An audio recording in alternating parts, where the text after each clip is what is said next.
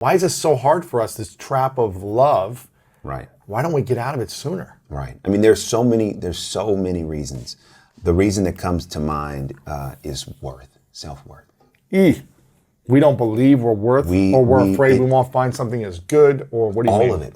What I mean is that it can take a while for you to come into a revelation of what you're worth and that you are worthy to be happy and pursue happiness on your terms and come to the revelation that, this dynamic is no longer, making that contribution to my life. And not that they're bad and wrong. There you go. Right. Not that it's all their fault. There you go. It just wasn't the right fit. And for me, when you're in that situation, it can take a long time for you to get to the place where you feel enough worth, where you're ready to say, you know what, I'm going to endure the fear, I'm going to endure the challenges to make that kind of move. So when you talk about love, love cuts to the core of our worth because we all need it. Man. And when I say love, we all need love. I don't mean just romantic love. I'm just saying we all need to love and be loved. I think it's just part of our humanity. It's just part of how we were created. It's part of our divinity, right? God is love. God is in us. We love, right? And we serve. And so part of that love is, oh man, so much of it is focused on giving. Because think about how we're socialized, right? Oh, you do the right thing. Oh, mommy, daddy loves you. Oh, I want to, but it's not like, do you love you? Do you know you're worthy? Do you know that you are worth it? Do you love who looks back at you in the mirror? Do you love who looks back at you when you take the selfie? Because at the end of the day, love becomes complicated because we never actually get there with our worth and who we really are. And so we go into the relationship and we haven't really done the work. We kind of feel worthy. We don't quite feel loved. And we bring all of that. That's a recipe for this, and here's the thing, it's okay, right? Love is like a rocky sea, right? You know what I mean? We're on the boat, man, it's going to be rocky. That's okay because we all have our stuff. So it's not about finding somebody who don't have stuff. You want to find somebody who can help you with your stuff, who's willing to help you with your stuff so that as you bring things that are difficult, they're like, hey, it's cool, let's work this through. But you both find a healthy way to do it. Yes. But one of the reasons why I think people stay in things is because of worth. And you need time to get to a place, and some people never get there, where you realize what you're worth. Because at the end of the day, I go back to happiness. It's like, and peace and joy. We only live this life once. I'm a Christian, I believe in heaven, I believe in that. But I also believe that this earth, this life, this particular existence, we only get it once. So when you really put that in the broad scheme of things, you think, okay, am I living right now according to my choice? Yes. Am I doing the things that bring me joy, bring me peace? Or am I allowing things in my life that are working against it, no matter what they are? Man. It could be a relationship, it could be a job, it could be a living environment, whatever it is. I have to take control and do this assessment and then make the decision, okay, from a relationship standpoint, if my relationship isn't everything I wanted, okay, what do I need to do to fix it? But first I gotta fix me. Yeah. And I gotta work on me. And I gotta love me. And as I love me, it will then help me learn how to love others and make the assessment. Okay, you know what? Maybe this person is gonna be able to walk with me and I walk with them. Great. Maybe not. But let me not just point the finger and do the work. The other thing I want to hit is when you talk about setting expectations, that second part of setting expectations is communication, right? Is it spoken or unspoken? And we talked about this earlier. You've got to actually ask the question. So even in this situation, when you talk about a difficult relationship, this scenario, instead of making the assumption, whatever your area of frustration is, sit down and frame it as a question. You know what? I was expecting that, in this relationship that, we would sit down and eat every night at 7:00. Right, because this is what we did with my There you go. family. Right. So I just assumed. So I just assumed. You would do the same thing. Is that your expectation? Is that something I can expect from you? And let them say yes or no. Yeah. Oh, okay. So for you, you don't ever expect to be home at 7. You're going out to dinner. You're going out to dinner, right? Oh, okay. Got it. Okay. All right. Okay, great. Wow. Now we're actually having a real adult conversation, right? We're having an adult conversation because we're taking accountability and we're communicating. And so when it comes to setting expectations in any area of life, you got to know, is it realistic or unrealistic vis-a-vis control? And you got to ask, is it spoken or unspoken vis-a-vis communication? And when we start to do these tools, it does free us up. Because the reason why I wanted to write Live Free is because so often we're not. And when I say live free, what I mean is that when you and I live free, when anyone lives free, it means they are not under the mental, physical, or emotional control of anyone or anything. That's what living free is. Living free means, and so when we get into a situation and we start to feel like, ooh, this person is starting to feel like this person is making me mad or contributing to my discontent, then I would say to that person, okay, pause for a minute, pause for a second. It's super easy just to turn all your attention to what they're not doing, right? No. How do you want to feel in the situation? What will give you more power in the situation? What will give you more peace? Okay, you know what? I'm identifying that there are some things in my relationship that are incompatible. Yes. I am going to spend some time observing what those things are and identifying if there are certain things I can live with and what I can't. Right. And communicating about them. Communicating those areas that I can't to see if it's possible we can set our expectations together. The biggest challenge you'll find is when you communicate those things out of expectation or anger or frustration, the other person's probably not going to be able to receive it. If you're already making someone wrong for what they're doing or not doing, it's very challenging to have an adult conversation. Bro, and this is something, I've been there before. I've done that, and I've received it. Yes. And it's challenging to do, but when you come from a place of 100% responsibility, accountability, and figuring, why is this triggering me? Why is this really affecting me? Dude. Then you can come from a calmer place of like, okay, I didn't like this, but I don't need to make you wrong for this in this moment, because we can talk about it, come up with an agreement that then moving forward, we can either live up to or not. And then we can make a decision if this frustrates me. Correct. I mean, challenging. It's challenging, but it's good work. And for me, you talk about flaws, like that's an area that I have been, outside of identifying what my needs are and being okay to admit those needs. One of the flaws, man, is that, I have a really strong sense of right and wrong. And if someone's not doing that, you're like, according to me, that's wrong. Right. So if some may have right, dude, I'm like, that's wrong. So when Megan and I have had moments of disagreement, I have at times mishandled it completely. Because I have in my mind made the decision that on that particular thing that she may have done that I didn't like, she's wrong. Yeah. For you. For me. Right. But no. For me came as I evolved and as I grew. Initially, it was like, no, that's wrong. Yeah.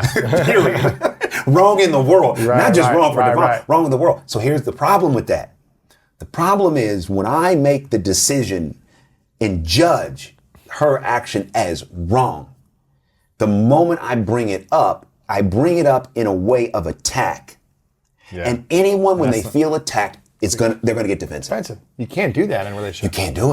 You can't do it, but it happens all the time. It does, man. And dude, what would happen is I would, get on my self-righteous, soapbox. I can't believe we did this. There you go. There you go. What were you thinking? There you go. Judgment. What's she gonna say? Oh, you're right, DeVon. I'm a bad person. Everything you say is truth. Right. Yeah. No, dude, listen. I learned the hard way. What that did was it pushed her further away. Right. It doesn't mean that the point of what I was bringing up, whatever we were dealing with, didn't have merit. Didn't mean that. It just meant that the way I went about it was wrong. Right. And my intent was not being realized because I came at it from judgment and I'm right and you're wrong and da-da-da-da. So as I bumped my head, I realized, oh, got it. The way I see the world is the way I see the world. Yeah. It's not exactly how the world may be.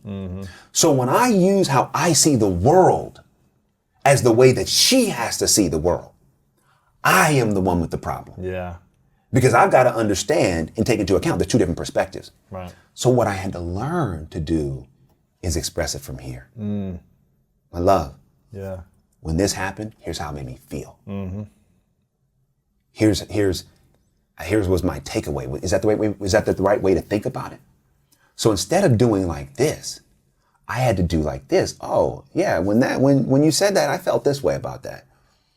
You know, how can we, you know, and that approach, bro, that approach is what then brings the communication. Right. Then she wants to be contributing in a more supportive way. And also just talk it through, right? Because it's not a pointing the finger. I'm not pointing the finger at her. You know, she's not pointing the finger at me. We're actually talking about it. So she'll say, hey, you know, there's certain things that you do that make me feel this way. I was like, oh, okay. Now, here's another hard truth. There's some situations I'm like, I'm not responsible for those feelings. Right. Doesn't mean you have to change who you are. No, baby, I love you. I understand what you're saying. And you know I love you, period. I understand you feel a certain way about certain things. That's not my responsibility. Right? So the same way that I feel about certain things, you're like, hey, that's not my responsibility, right? Yeah. I still got to go do my work. I still have to go on my journey. And I still have to continue to get to that place of peace and healing and contentment inside the journey, if that makes sense. On a scale of 1 to 10 of jealousy, 10 being extremely jealous human being, 1 being not jealous at all, where would you say you lie? In life or like relationship? In relationship. Oh man, I'm not jealous. I'm like, it's like a 1 for me. Did you ever used to be jealous in relationships? Never. And I'll tell you why. Because I love me, okay? Great. So I'm like, yo, listen, I ain't jealous of no other dude. I'm not. And the reality is, if any woman that I was with found, you know, for whatever, more comfort or you know, was like, hey, I want to go over there and experience that person, God bless you. God bless you. We're not the right fit then. Not the right fit. Yeah. You know, and if I was a jealous person, I couldn't be married to my wife. You know, my wife is one of the most successful. I mean, first of all, she's beautiful, but she's also one of the most successful, you know, women, you know, actors in Hollywood. You know, she's an icon. She's known around the world. You know, I mean, she's got men. You know, I mean, literally, you know, and men all around the world, you know, desire her and would probably do anything for her. And that's who she was before we got married. So if I was the jealous type, work. I'd be miserable. Miserable. Because right now she's in, you know, New York on a TV show. I'm here in LA. And you gotta have trust. And you gotta have trust, right? So if I'm a jealous man, oh man, What is jealousy saying about us? Insecurity, massive insecurity. I don't feel safe with me, so I don't feel safe with you. What do you mean I don't feel safe with me? Meaning, if I am secure with who I am and I feel good being alone, right? I feel safe in my isolation. I feel safe in my loneliness or periods of time when I'm by myself. Then I trust that you're going to feel safe and you're going to honor whatever needs to happen. But if I don't feel safe, like I don't really like being alone much and I don't really like being by myself, then you don't feel, no, what are you doing? What's the problem? What's happening? So that insecurity and not feeling safe with self, you transfer onto the other person. Because if you're content with your personal time, you tend to be more content when others have personal time independent of you. You're not worried. You're not worried, you know? And then also one of the things that could happen is that you got burned in the past. You know, someone did you wrong, they violated your trust, and so fear has crept in, and so that fear is driving your jealousy. Yes. You know, I'm afraid that what happened before is going to happen again. And so as a result, I'm transferring that previous pain onto my present situation. And that's always a recipe for disaster, right? Because the person you're dating is not the person you dated. You can't expect them to repeat the same thing. Exactly. Now, but here's the other thing. Because life is a mirror, right? And whatever we put out, we get back. If you keep putting that out, if you put it out on the last situation, this person you're dating may not be a cheater at all. But if you don't trust them and you keep getting mad at them, you're going to push them away, they're going to want to cheat. It's like, you know, again, everyone still has to be the keeper of Not saying it's okay, Right, but that energy that you're putting out is sometimes the energy you get back even from somebody who may not be predisposed to do those sort of things. Not saying it's your fault that someone breaks their integrity. Correct. But you might have influenced it in a way. Correct. And so the person that's jealous has to, 1, get control of that security, and 2, get control of that fear. And also say, you know what? Listen, if that person I'm dating is foolish enough to step out on me, that's on them. That is on them. That's on them. Because they don't even realize what they just did. They don't even realize who they're missing out on. Right. Period. That's it, End man. of story. That's it. So on the other side of that jealousy is this idea that's not ideal in your head, that's just not true. So I feel like maybe until 5 or 6 years ago, I was probably, in my 20s, I was probably a 7 on the jealousy scale. Whoa. Then in my, I was very insecure. I had Yeah. false confidence, but very insecure. Yep. Maybe I was like a 5 into a 7 in that range. And then in my early 30s, I was more of a 3. Right. And then when I hit 30, probably 3 or 34, I was like a 1 or a 0. And something switched inside of me where I was like, okay, exactly what you just said. If someone cheats on me or is flirting with someone or whatever, texting someone, that's on them. Yeah. It's not on me. And okay, goodbye. Like, I love you and I want the best for you. Right. And I don't know if that just took me time and maturity, but you, it sounds like you had this at birth. Well, I don't know if I had it at birth, but jealousy was never my issue. Yeah. You know, I've just never been the jealous type at all. You know, What was your biggest issue? my biggest issue has been and continues to be vulnerability. Being vulnerable. Very, very hard. Very hard. Expressing what I feel. Why is it challenging for you to express exactly how you feel in a vulnerable, non-frustrated way? I'll tell you why. Because I go back to, you know, Mr. Perfect? Mr. Perfect, for sure. I mean, that area of time, that period of time, you know, that wound, you know, losing my father, you know, this is devastating. I mean, you know, it was, and I talk about this in the book. You know, when my father, so my father was an alcoholic. He was in and out of the house pretty much my whole life. And so when we would see him, most of the time, my memories of him were, you know, him being drunk. So he was like, I think when I was like, man, maybe 5 years old, he left and, you know, was just out. Like for him, alcohol was like somebody being on like hardcore drugs. Yeah. And so he was intermittent from between 5 and 9 when he passed away. Right before he passed away, he had gotten clean. He got a job. He had a place. Wow. We went and saw him, you know. We were like, hey, he's like, hey, you know, he worked at this restaurant. Remember, we went to the restaurant multiple times. On a Sunday night, we got the word that he had a heart attack. He went to the hospital. That Monday, after school, me and my brothers and my mom, we go to the hospital. We see him. You know, he's up in the bed, just like this, having a conversation. You know, and he said, listen, I'm so sorry for what I've done to you all. He said, I want to get back in your life. I want to get my family back. Wow. I'm coming back to church. That's what he said. Wow. We were like, wow, okay, maybe dad has changed. The next day, we're getting ready to go to the hospital. The phone rings. Mother picks up. Hear this screech, this yell. You know, I'm 9 years old, and I was literally sitting on the couch reading the Shel Silverstein book, Where the Sidewalk Ends, because we were reading that for class. My mom yells, and we knew what that meant. She's crying profusely. She rushes. She gets us in the car. We go to the hospital. One of my aunts is there. She is with us in the waiting room. My mom goes away for a long time. And then finally she comes and she says to me and my brothers, I want you to come with me. Didn't know where we were going. We go. What I now realize was the morgue. And there's my father. Wow. Laid out on a cold, you know, steel slab. And she said, kiss your father goodbye. Wow.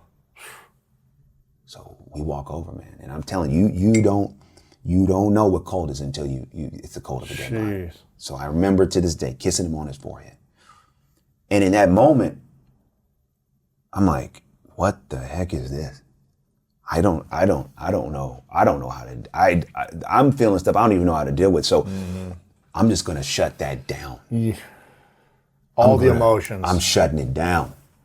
I can't survive like this. Wow. I'm shutting it down. So, you know, hey, I'll lean into Mr. Perfect and all these things. And so as that achievement started, you know, I mean, from that age, you know, I'm just going to drive. I'm going to put all my focus on succeeding, and I'm going to get straight A's, and I'm going to do this, and I'm going to be on student council, and I'm going to play basketball. Right. And I'm just going to work my way out of so I never have to focus on how I feel. Never have to do it. So as I did that, you know, again, in the public, it's like, oh, successful, you know, successful at school, successful at college, all this. But where I failed the most was in my personal relationships. because I couldn't express how I felt. Okay, DeVon, you're taking me out on a date, but how do you feel? No, I'm good. No. What's going on? Like, how do you really feel? Like, you know, like, what are you thinking? Oh, no, I'm thinking great. No. That vulnerability, man, it was like a lock. And as I've been married, you know, I've had to, even to this day, work on expressing the things that are hard to express, and not when I'm talking about a problem. You know, it's easy to talk about problems. Oh, I don't like this. That's easy. But like, oh, this makes me feel really good. I really like when you do that. You know, I really love this. Here's what I really feel about it. I'm really afraid about that. You don't say those things as frequently as you'd like. I don't say those things as frequently as I want to. Think of all the amazing things in life that are expressions of just you. For instance, the song you stream over and over again while you're in your 13th hour of gaming at 4 a.m. in the morning with all the lights off, trying not to wake up your roommates. Or the recommendations that you share with your friends on the top 6 comedy podcasts that are the best to listen to on your way to the gym and back. Or even your new haircut, which may or may not be an epic bowl cut from the 90s and hopefully is. Everything that makes you, you, makes all the difference. State Farm believes insurance should work the same way. Your plan, your coverage, they need to be personalized to you. And the ability to choose the plan you want by picking the options that fit you, like building your home and auto policies, is exactly what the State Farm Personal Price Plan is all about. Getting the coverage you want at an affordable price just for you. So, are you ready to make things personal? Call or go to statefarm.com today to create your State Farm Personal Price Plan. Prices vary by state. Options selected by customer, availability, and eligibility may vary. And I realized especially, you know, with us being the position that we are we've been blessed to be able to help people. The only way that we can continue to grow in that help is to grow here and to grow in that vulnerability, you know, and that's something, man, that I work on, because in some instances, man, it feels very uncomfortable, really uncomfortable. Like it's easy. I can stand up in a stadium full of 20,000 people and speak much easier than sometimes one-on-one me telling, you know, my wife how I feel about certain things. Why do certain women get into a relationship like that where the man isn't providing necessarily for himself or for the relationship, and then stay with men like that? It's like we talked about earlier. It's leverage. It's control. It's power. You know, he has to value me. It's also, listen, if she's having a hard time dating men of a higher stature, well, it just becomes easier to date that guy. Not to mention, in her defense, that woman, if she's walking more in a masculine energy, she's going to attract men who don't have much going on for themselves. Why is that? Because, again, we attract that balance. It's a natural thing. You're not going to see a feminine woman being drawn to a very feminine man.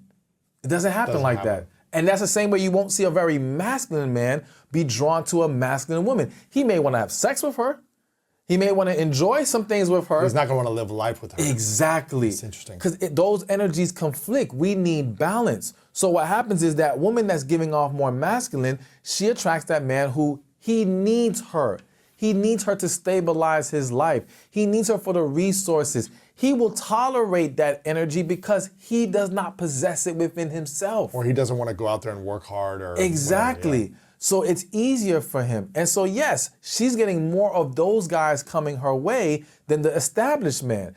And again, in her defense, after a while, you start to say, well, maybe I should give one of these guys a chance. Right. Maybe I should try this out. Maybe nice this wouldn't guys, be so bad. Good guys, yeah. Yeah, and you know what? Sometimes they're not even good guys.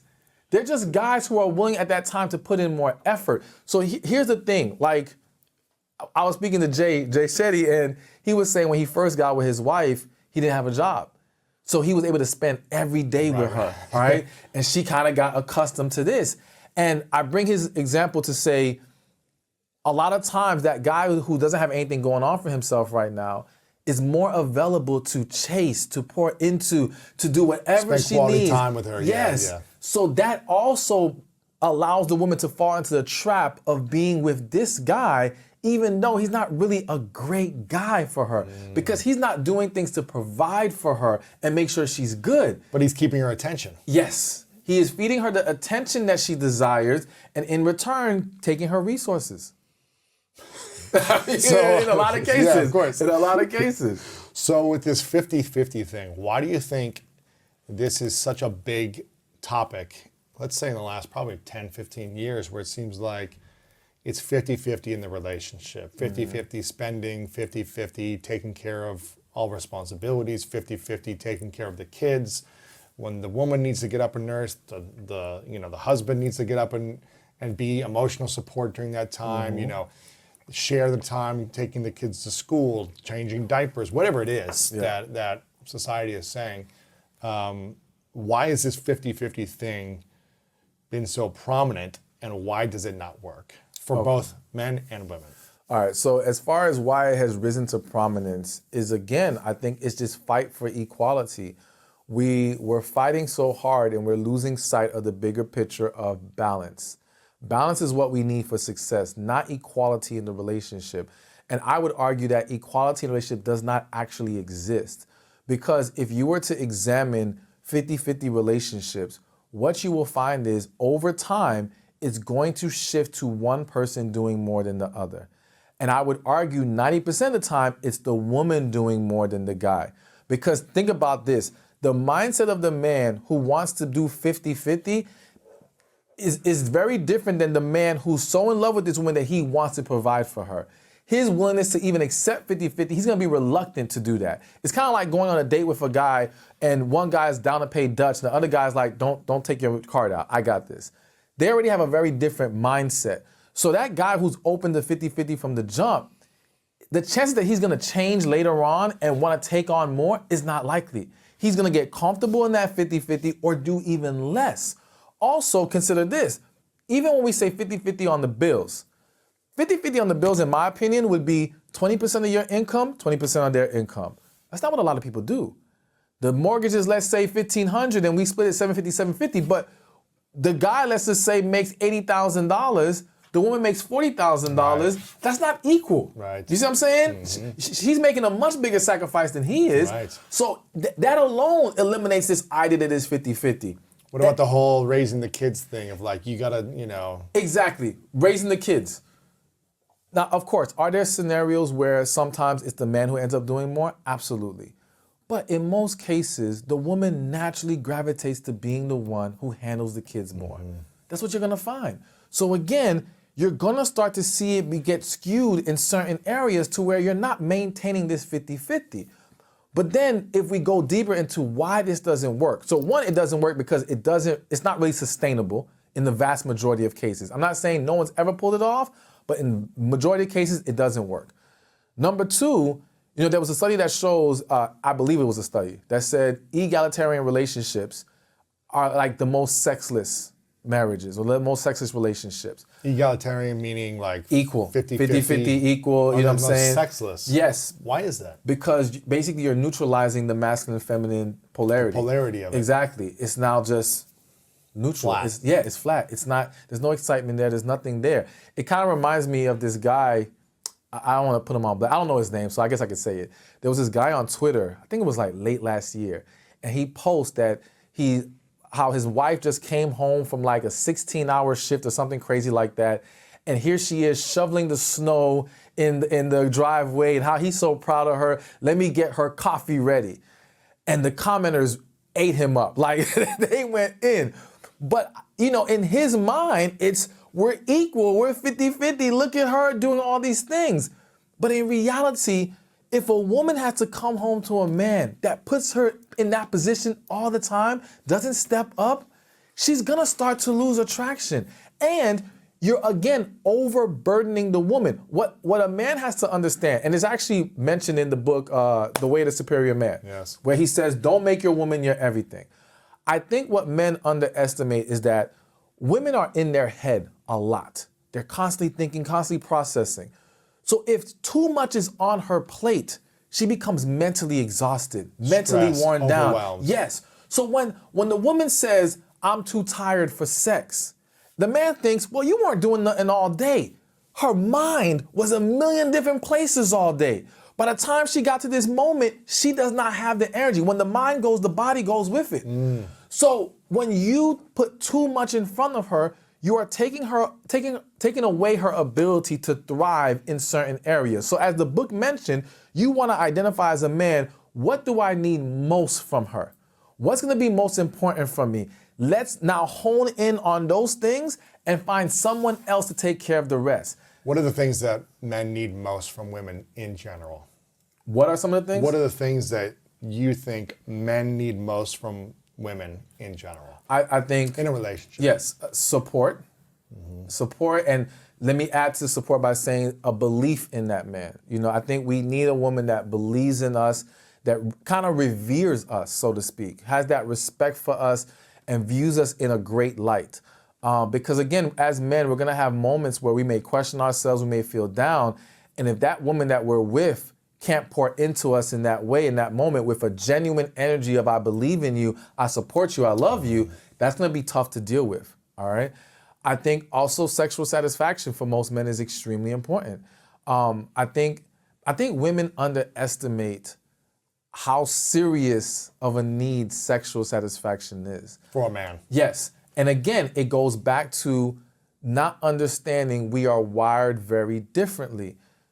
By biology, looking at it from a biological standpoint, we have more testosterone than they do. More sex drive. Exactly. We naturally have more libido. Part of the reason why is because, and I hope I'm saying this correctly, the DNA's main primary objective is reproduction. Yes. It has to keep us ready all the time. And so because of that, that's why I'm sure you're familiar with semen retention. Tell me. Okay, so semen retention is basically the practice of going without any sexual release over a period of time. Yep. And people have reported where over time they've developed, like men, they've developed deeper voices, more muscle mass, more confidence, more focus, all these things. By holding on to Yes, the by release. holding on to And that not life releasing. force, so to speak, and not releasing it in any way, shape, or form. Wow. What is happening, based on my research, what is happening is the body's saying, oh, you're not reproducing. We don't need to You're keep- not mating with anybody. I need to make you more desirable. Really? Yes, because I need you to go do something. Wow. So that's why I'm gonna raise your testosterone. I'm gonna deepen your voice. I'm gonna let that masculine energy pop out. You're gonna get more confident. You're gonna be more comfortable around women. This is what happens. So that's why men who kind of bury themselves in constant sexual release through their own means, they don't understand they're robbing themselves. Now, some people don't believe in it. I'm a huge believer in it. I believe it's absolutely real and it's extremely beneficial. But back to the point of men and women being so different, again, and it doesn't mean that there aren't women who need sexual satisfaction as well. And there are women who may be just as sexual as a man. But in general, on average, a man needs it way more. Biologically speaking, he needs it way more. So to neglect him of that, it causes a lot of freaking problems. What happens if a man doesn't have the sexual release and experience and expression in an intimate, committed relationship long term? Well, I think another thing that it can do to you is raise aggression.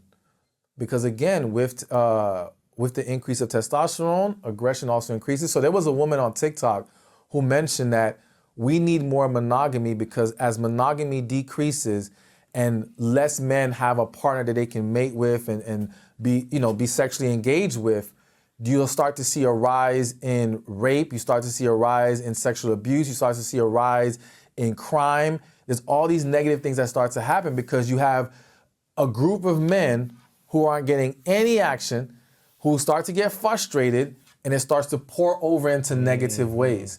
Now, granted, I don't think we can solve every man getting it or not, but it just speaks to what's happening within a man when he goes without for so long, unless he learns, I will say this, because it is possible to also, I believe, to channel that energy into other ways. Yes. So as mentioned in... Way Superior Man, he talks about yes, this. and Think and Grow Rich talks about it, sexual transmutation. Yeah. Yes. So I do believe, we know about it, so I do believe. The fight of all men have to deal with managing this energy. Exactly. And so now what happens is if you are not an ambitious man or you're not a man that has created avenues for you to release that energy into something more productive, well, it's getting trapped and now that causes a problem. You see what I'm saying? Yes. So you've got to find a way to release it somehow. But I think over time, like, we can only sexually transmute so much. Release at some point.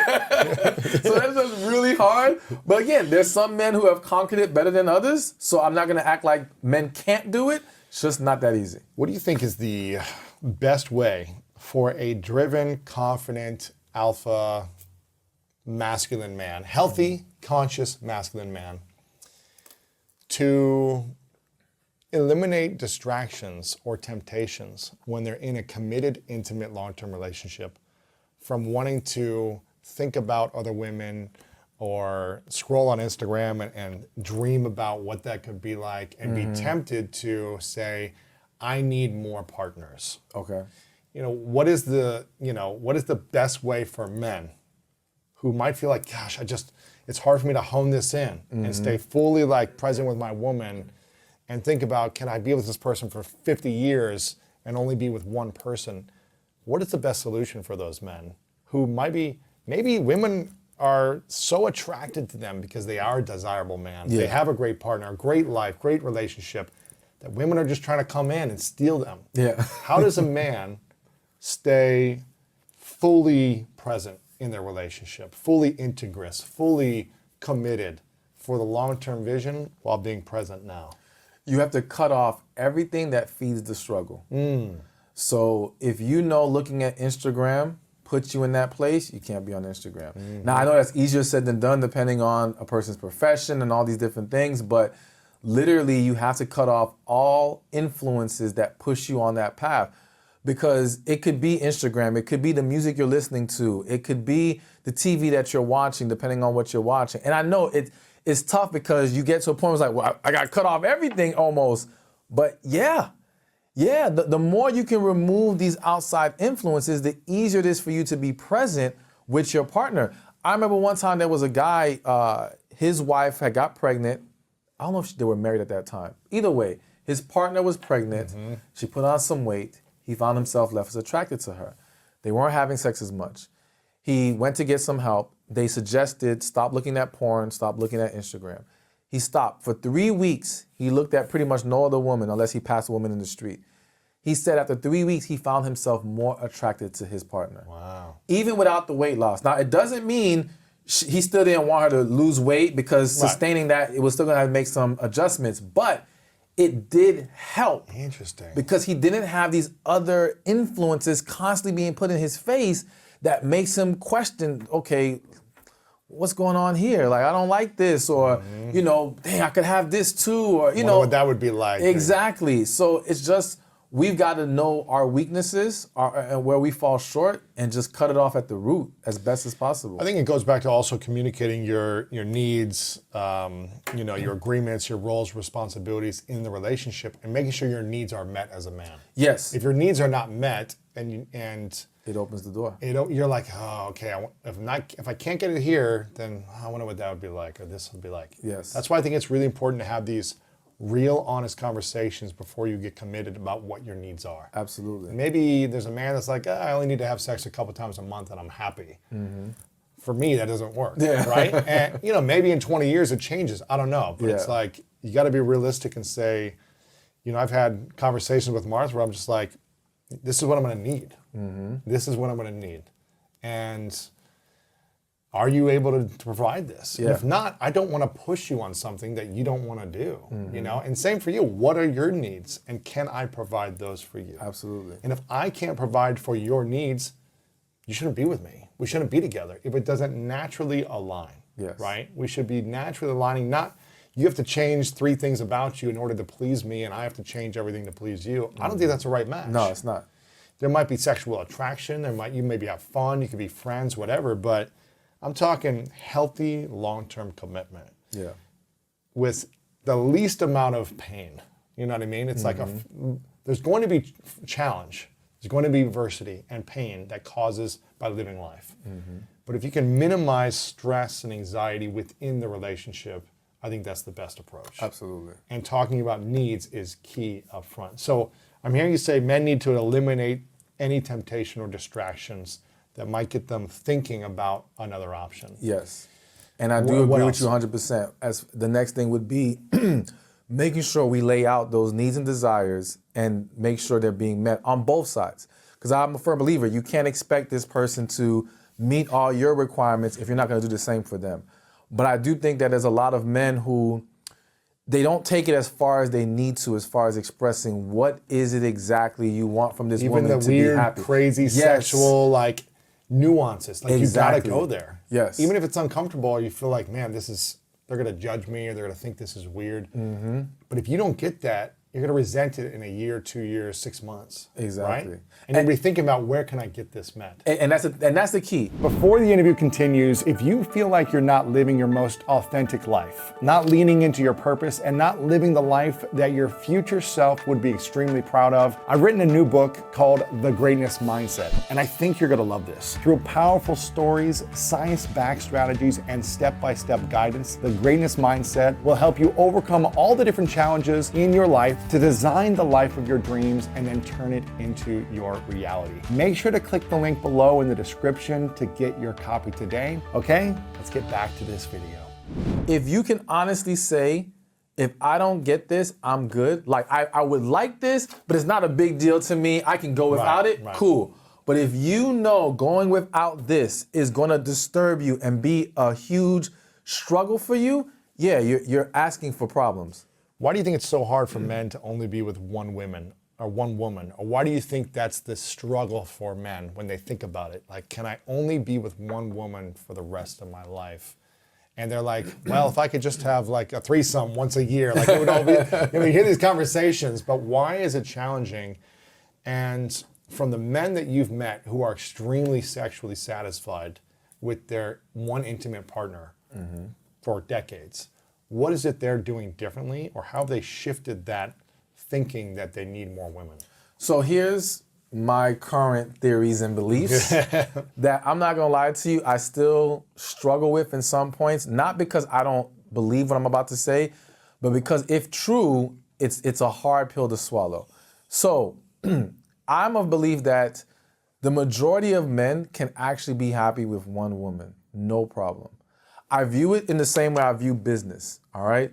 There's the bosses and the workers, and neither label is a negative to either side, okay? It's just a reality that there are men who, they don't need a bunch. They don't need a lot in their life. If they're making a certain salary, they have a roof over their head, food on their table, needs are being met, they're good. They don't have this extra gear of ambition that says go out and do more. That kind of guy can have his one woman. Again, key is needs are being met. In the relationship. Yes, in the relationship, I think he's fine. He can do that for the rest of his life, no problem. Live a happy, fulfilled life. Yes. And understand, because that man doesn't even have the desire in him or the energy to go out there trying to mingle with other women and all that kind of stuff. Exactly. A lot of effort. Yes, it takes a certain kind of mindset and energy to be able to do that. A lot of guys aren't like that. They just want to be happy and have their needs met, and that's it. But then there's the smaller percentage of men, which we could argue are the more desirable men of society, who tend to be more ambitious men. Like I remember reading somewhere, if I'm correct, people like Einstein, Steve Jobs, all these geniuses, high sexual energy. There seems to be this connection, this correlation between these ambitious men, these very unique individuals that do big things in life, and them having this very high sexual energy. And again, they probably had to learn to transmute some of that to accomplish what they accomplished. Where these types of men, there's a greater struggle now to just be limited to that one woman, because it's the same thing that they struggle with being limited to one invention or one business. You know what I'm saying? They just have this mind and this desire for more. I gotta keep going, I gotta keep going. And so I think that guy is the guy that, and I don't know if it's maybe his testosterone is higher than normal. I don't know what is it in the man that causes that.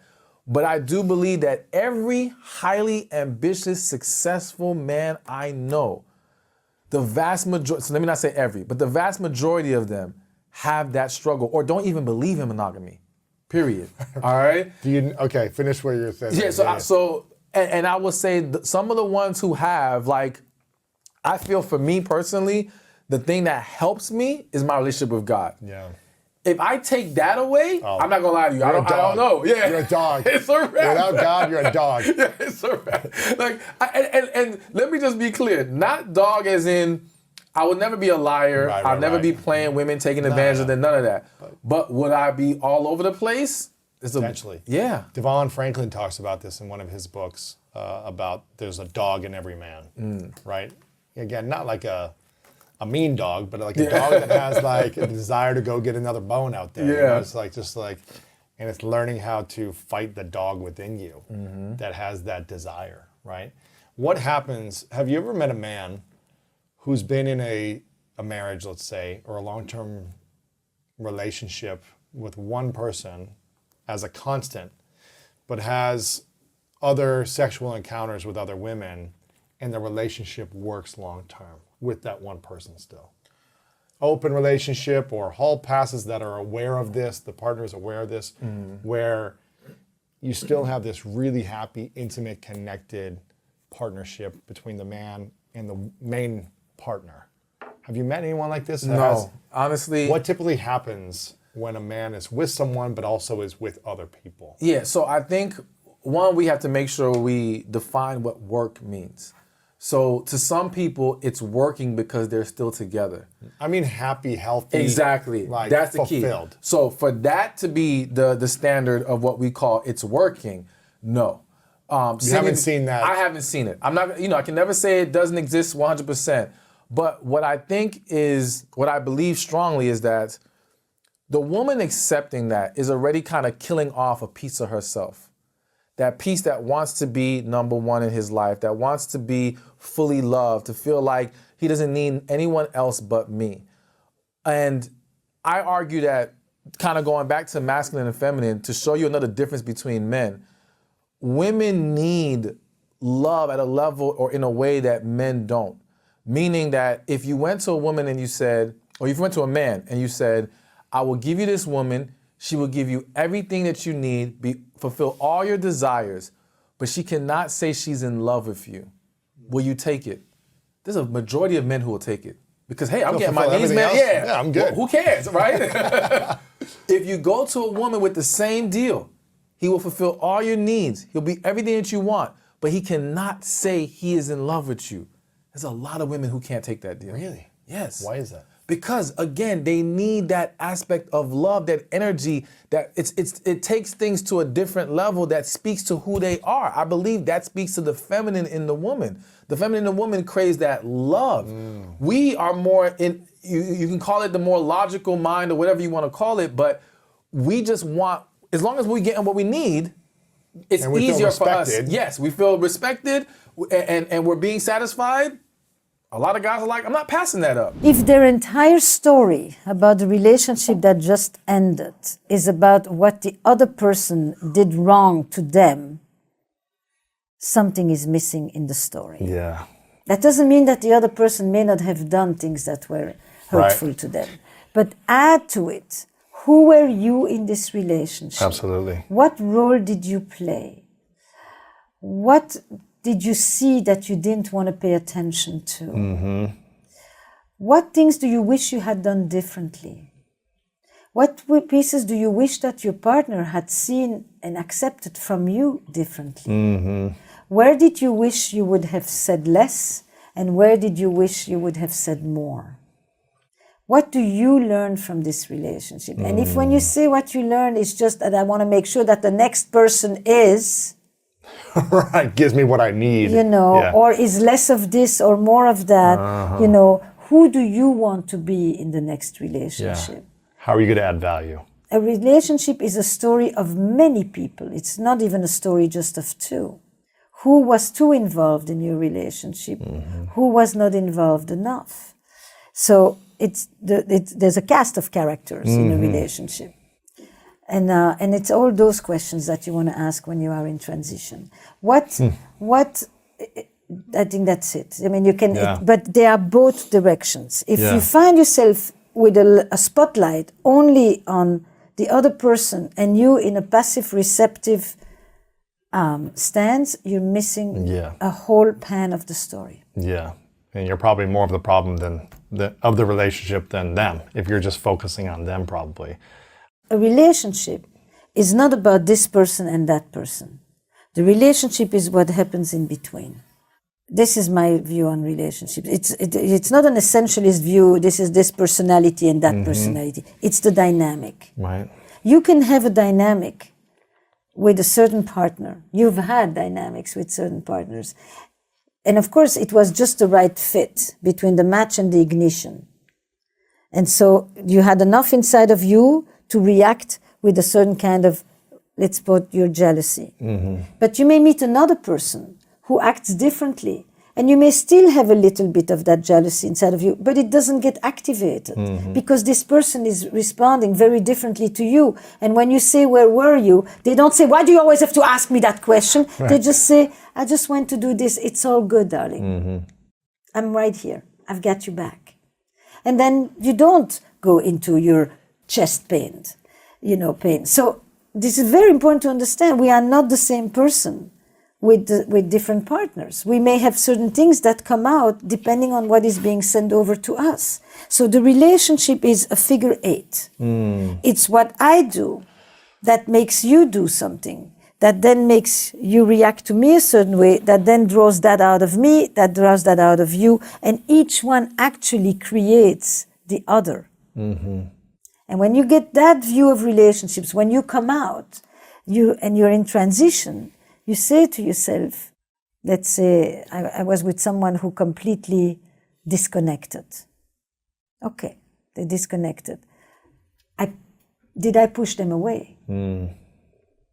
Are there ways in which I contributed sometimes to the disconnection? And that is not self-blame. That is understanding the dynamic. You can take responsibility about things without blaming yourself. And you can hold the other person accountable without blaming them. It's not a blame dance, but it is an understanding of what did I do that made you do what you then did to me, that then made me. Right. That's the relationship. Yeah. And if someone's like, you know what, they're listening to you, Esther, they really want to have an amazing relationship. They want to have a rich life, knowing it's not going to be perfect, but they want to create beauty and adventure and play and go through life through the sadness and the adversities and all the things that happen in life. And they're thinking to themselves, how much should I pour into myself for my dreams, my health, my friends and family? How much should I pour into the other person, into their life that I'm creating a partnership with? And how much should I pour into the relationship itself? What would you say to that? But you asked me, it's different questions, right? What keeps a relationship alive is one question. How much do you invest in a relationship is a different question. So I'm going to go to the one about what keeps it alive, because it's part of, and I'm suddenly watching the box and thinking, it is what I'm mostly interested in, because I work on eroticism. What keeps us alive? What keeps us hopeful? What keeps us engaged with possibility? Not physically alive, but connected alive. Connected alive. Life force, life energy. Yeah. Why? Because I think everybody understands relationships that are not dead versus relationships that are alive. Teams that are not dead, companies versus companies that are alive. What is flourishing versus surviving? And because it is part of my personal history, and I come from a background of survivors, of parents who were in concentration camps, and I wanted to understand, how do people stay alive when they spend 5 years in a concentration camp? So that's why I've got interested in eroticism. Sexuality is a piece of this. But sexuality is not eroticism. You can have sex every day and feel nothing. Eroticism is the poetry that accompanies it. It's the meaning we give to it. Yes. Right? It's the story that's attached. So, eroticism in a relationship is the quality of imagination, curiosity, playfulness, mystery, risk-taking, novelty that people bring to their relationship. Those are the things that I think bring life to a relationship. So in the research of Eli Finkel, it means doing new things together, taking risks beyond your threshold, out of your comfort zone, Because if you do pleasant things that are familiar, it's cozy, it's friendship, it's love, but it's not exciting, it's not erotic, it's not necessarily desire. It's calibrating your expectations. So that you have, and that means diversifying your intimate connections or your deep connections. Doesn't it? You know, for me, intimacy doesn't mean sexual either. It just means people that are important to you, that accompany you through the life stages and through the big events in life. These three things, expectations, calibrating expectations, diversifying your social connections, and taking risks and doing new things, is the research of Eli Finkel for thriving relationships. But then in that piece, I think play is essential. It's huge, Playfulness, right? it's huge. And it is actually the quality of emotions that is the least talked about. How often are you playing in your relationship? All the time. Humor is essential. It's an essential salve and balm in my relationship. I can be in the middle of an argument and then I start to laugh and then I just get perspective and we just kind of ground ourselves back again. It's flirting, it's teasing, it's making fun of, it's that whole realm of we're not really serious and we don't take ourselves that serious. And what happens when relationships are taking themselves very serious and they're not playing? Look, I had a teacher who once said to me, if a couple comes to you for therapy and there is absolutely zero humor left, it is diagnostic. Really? Now, is it true? You know, nobody has proven that scientifically. But what you know is that humor, and if you listen to my podcast, if you listen to the sessions on Where Should We Begin or on How Is Work, you'll see in the middle of talking about trauma, painful event, major fight, strife, I laugh with them. I manage to see if they can see themselves, if they have a bit of distance, of perspective, if they understand sometimes the absurdity of the things that we get into, the things over which we fight, the way we do it. And even if it's just a glimmer, a smile on the side, on the corner, I know they know that I know that we know, and it creates that complicity. And it invites a new possibility. Some people may be resisting the humor. They'd be like, no, they want to hold on to the seriousness. Yes. Yeah. If you want to hold on to righteousness, to I am right, to victimization, to I have the view that is the only view that matters, and only my perception and my experience is the truth, then you are in a polarized system that is rigid and unyielding. Humor and play is possibility. Yes. Possibility invites change. Change invites healing. Yes. I want to ask you a few more questions, then I want us to play your game for a little bit. Over the last 2 years, was there anything that came up for you personally in your own inner world that you noticed, oh, there's something, like we talked about it created a lot of pressure for people if there were things that came out. Was there anything for you that you were like, there's something I still need to work on myself or need to continue the healing journey of that came out in the last couple of years with being at home and, not doing things the way they used to be? I will answer this in two ways. The way that I experienced the pandemic. So in the beginning, right after I left you, I went back to New York and I went in lockdown. And basically, it was suddenly I got gripped with a bit of a panic. And primarily because I thought I can't catch this thing. Right. Because if I catch it, I am now suddenly considered elderly. I'm past 60. But you're 35. Yeah. For the pandemic, it changed. It suddenly shifted overnight. I became elderly. Yep. And that meant I wasn't sure if we entered the hospital, me or Jack, that we will pass the triage. Interesting. And he's older than me. And I got really, really scared. I had a lot of post-traumatic stress symptoms that are very much connected to the Holocaust and to my family experience. That sense that overnight, this whole life I have built could just disappear like this. And it was irrational. I was terrified that Jack would die, to the point, you wanted to know about humor in my relationship? Yes. So we are in the middle of construction at the time, and the workers, and at the point he comes to me and he says, I asked the workers to dig a hole in the garden. I said, oh yeah, why? He said, so that when I die, you can just roll me right in. Oh my God. Wow, talk about humor. But I cracked up because he showed me, girl, you gripped in fear. Yeah. And I just started to laugh and I just realized, no, he's not dead. Because I was ready to stop construction. I said, we're not making this. No one can come here within 1,000 yards of... No. It's more like we will not survive. No way. When it's post-traumatic, it's trauma is the word, right? So I really was very, very, very scared. And his humor diffused it for me and just brought me back and said, we're continuing to build, we're going to live, we're going to survive. Don't worry, girl. It's like, so this was one. And it slowly, I entered into the long term of the pandemic and it dissolved. And that's when I understood, and this came out of that. I missed my friends, I missed my dinner parties, I missed intimacy. And I created a host of different group experiences, pods. I had a movie club on Zoom on 3 continents. Oh, that's cool. I had a book club.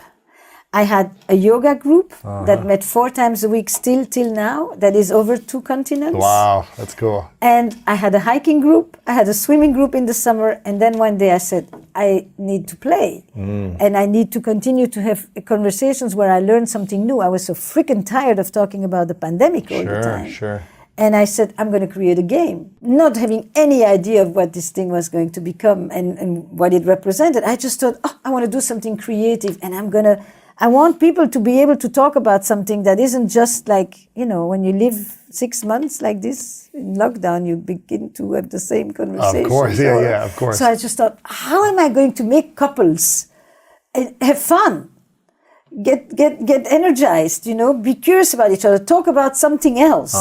And I thought we need to play because play is a container. Play gives you the possibility to take risks, to talk about things that you would otherwise not talk about because it's under the guise of play. Play allows you to ask questions that you would otherwise not ask, certainly not to your partner, because we get more shy with the people that we live with than with strangers sometimes. Really interesting, yeah.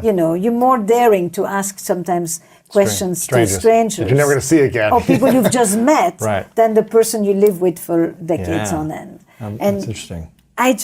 So play became very, very central. When you play, you still are able to lift yourself from the ground, and it means you can enter the world of imagination and where the rules are different. And every child at this moment, around the Ukrainian crisis, you can see when kids are still able to play, it is the moments when they are not in hypervigilance.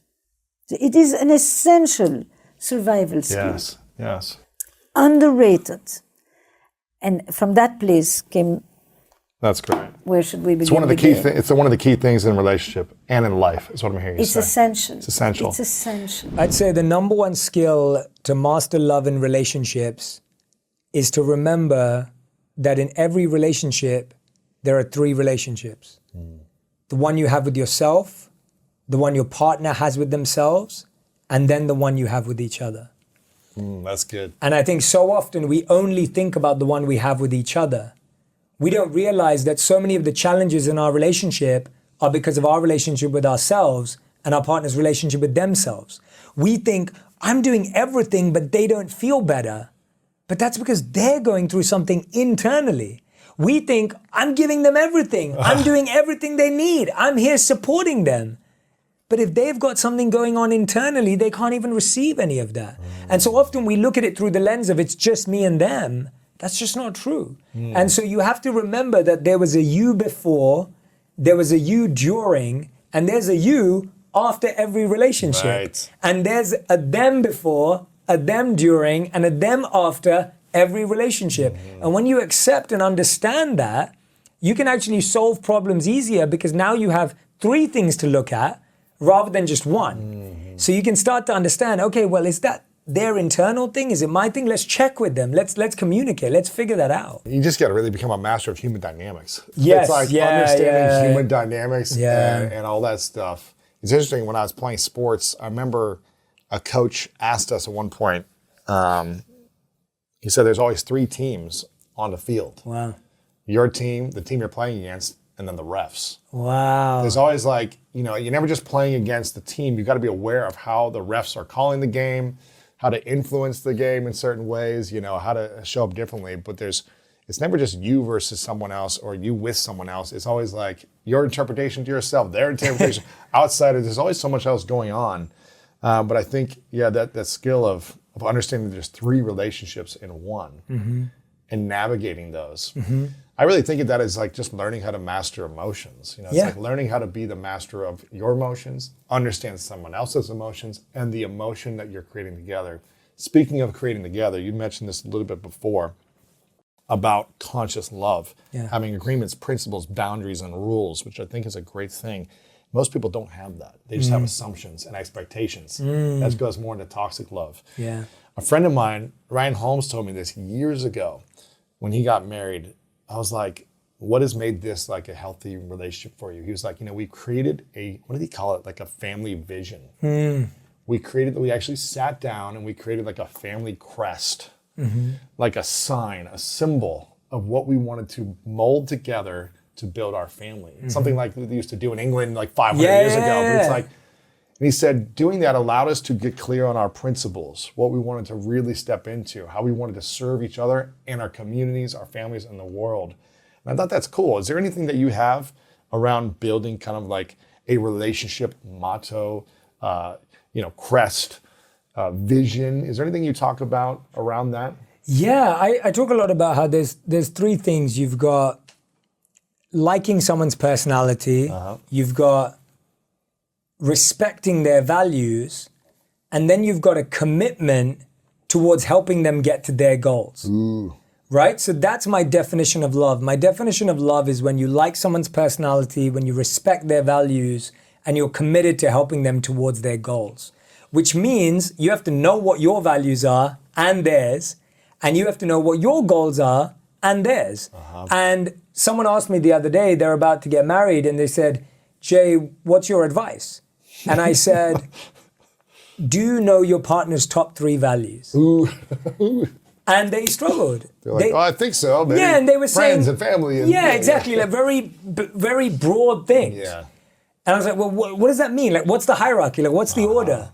And then I said, well, do you know your partner's goals for the next 12 months? And they struggled again. They were like, I don't know. Like, they're just settling into a new job. And I was thinking, if you don't know who your partner is and where they're going, then how are you meant to be their partner? And so to me, check-ins about these 3 things that's good. Regularly and consistently give you a full vision of who your partner is and where they're headed. And that's so good. Liking their personality is what you said first, right? Yeah, if you don't like someone's personality, you're going to spend 10,000 meals with them. You better enjoy their personality. Exactly. And that's the study that shows that to make some, and me and you are great friends because of this, by this definition too, and I've really thought about this. So to make someone a casual friend, you should have spent 40 hours with them. 40 hours for a casual friend.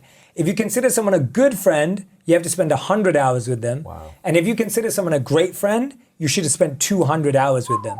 We've definitely spent more than 200 hours together. But that's the question I would ask when you say like their personality, can you spend 200 present hours together? Not just 200 hours watching TV or at the movies, present hours. So that's with, the like with the no person. distractions. With no If it was distractions. just you and the other person. I heard this, I think it was a year ago, about like you're going to spend 10,000 meals with someone if That's you're with nice. them forever, Can you sit across the table and have 10,000 meals and enjoy the meals, for the most part? Yeah. So I love this liking personality, respecting values. I think, with Martha, I got so clear on my values and communicating it effectively. And she asked me early on, I've told you this before, she asked me early on, what are your priorities, Lewis, question. I don't know, maybe a month into dating. Like, what are your real priorities so in good. life, right? That like every man fears answering. And I said, do I step into courage here or do I shy back to keep it comfortable and not stir the boat? And I remember saying, well, I want to be very honest and authentic with you, but I don't know if you're going to like it. And I don't know if you're going to want to hang out in this way anymore. Yeah. She was thinking that I'm going to say something like horrible. And I was like, do you want me to be fully honest? And she looked at me and she said, yes. I said, are you sure? Because I've been honest in the past and people don't like it. Yeah. Are you sure? And she said, yes. Took a deep breath. I'm like, okay, I got to have this courage.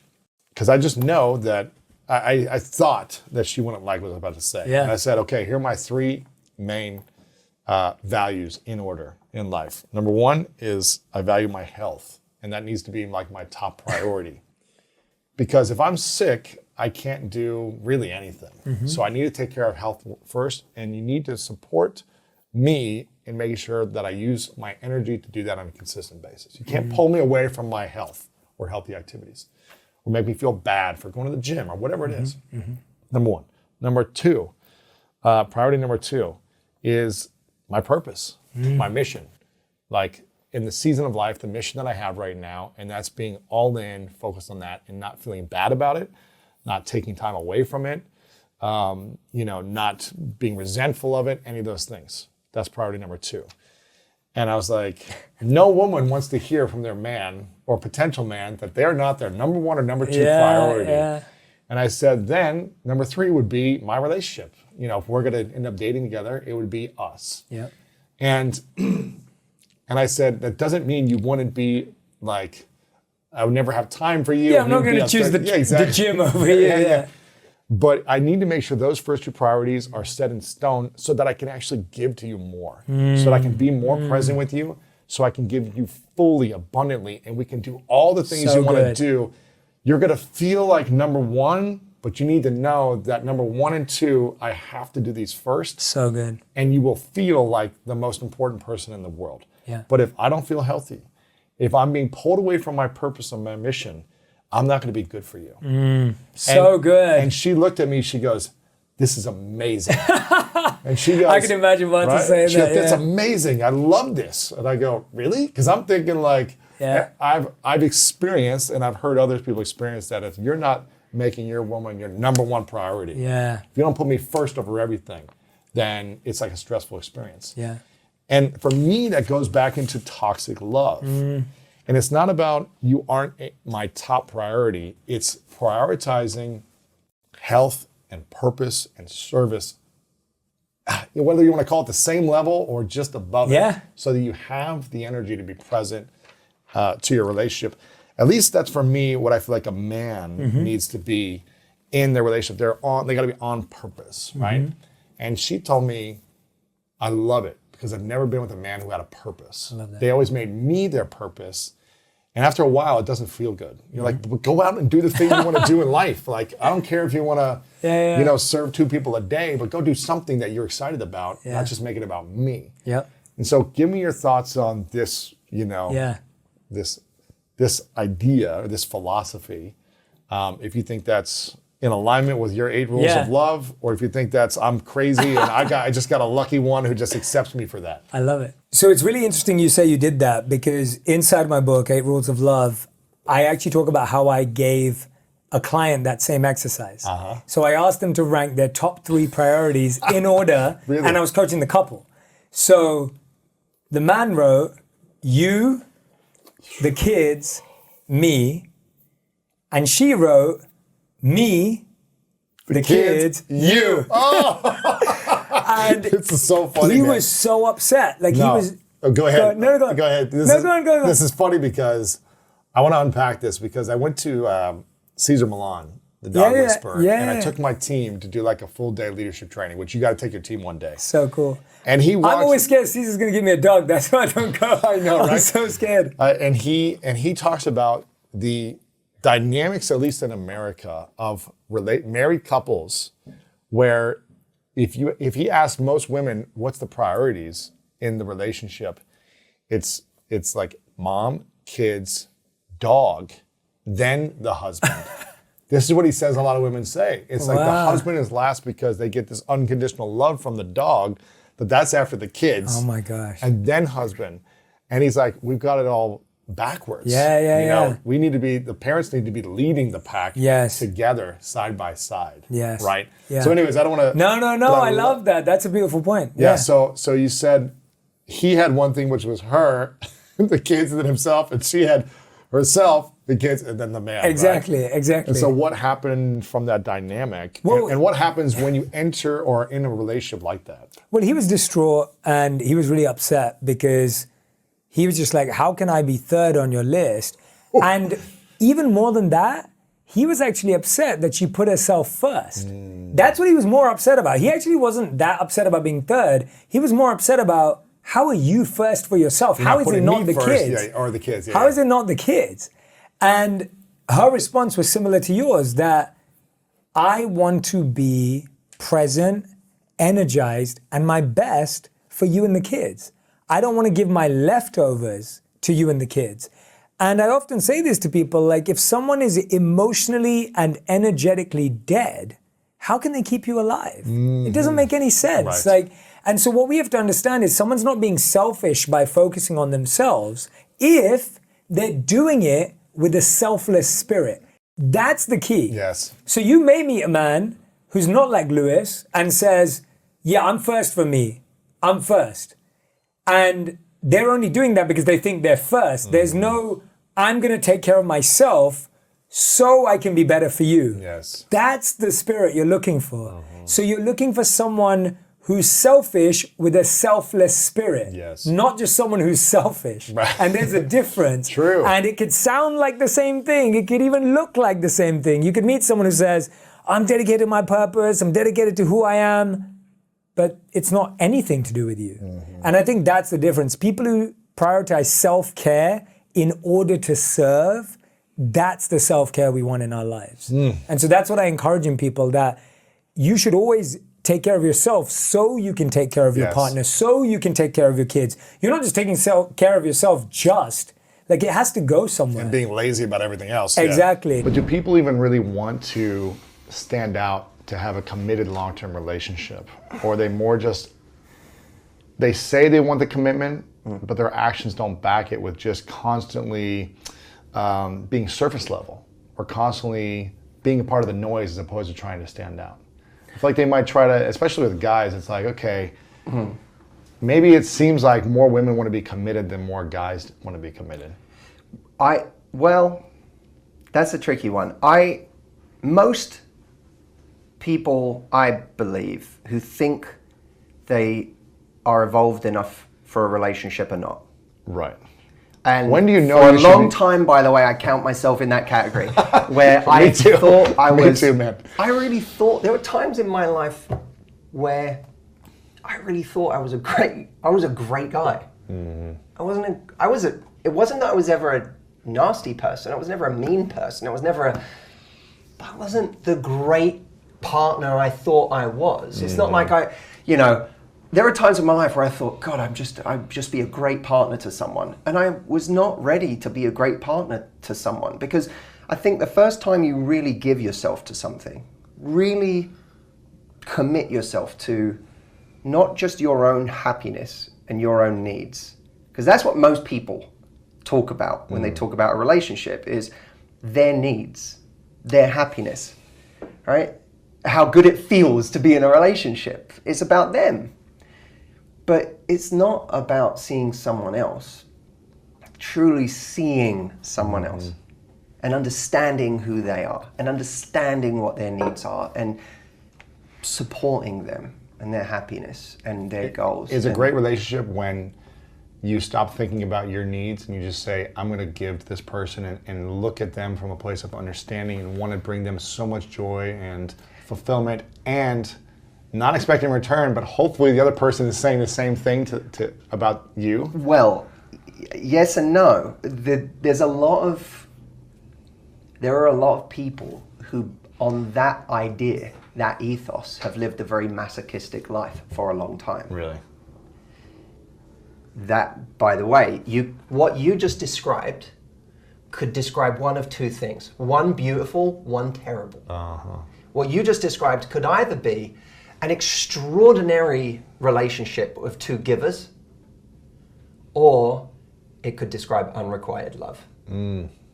It could describe the person who is giving to someone and playing the martyr in their own relationship.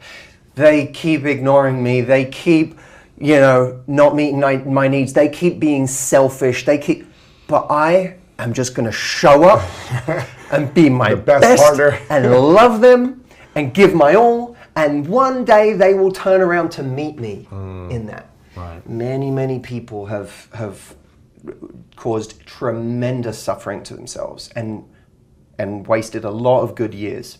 So is it both give to Doing that. yourself, make sure you're asking for what you need, but also giving? It's a combination of respecting what your core needs are.